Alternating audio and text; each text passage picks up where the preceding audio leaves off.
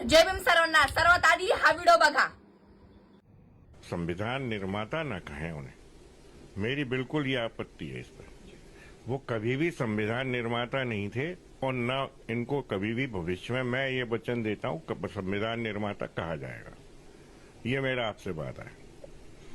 संविधान निर्माता अगर कोई थे तो BN राव साहब थे।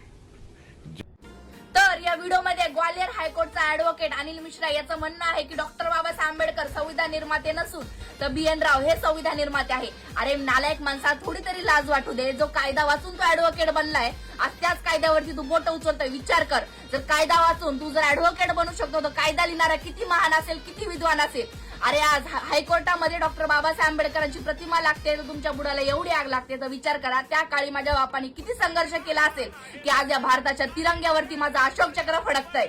अरे हा समाज सुद्धा असा आहे ना, डॉक्टर बाबासाहेब आंबेडकरांच्या नावासाठी 100 वेळा मरेल आणि तुझ्यासारखे जातीवादी भाडवे घेऊन मरेल।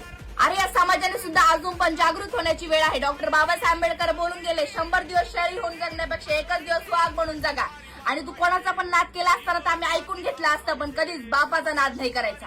बाकी काही ऐकून घेऊ, काहीही ऐकून घेऊ, बाकी कुणाबद्दलही बोला, कुणाबद्दलही आमच्यावर करा, काही करा, पण बापाचा नाद नाही।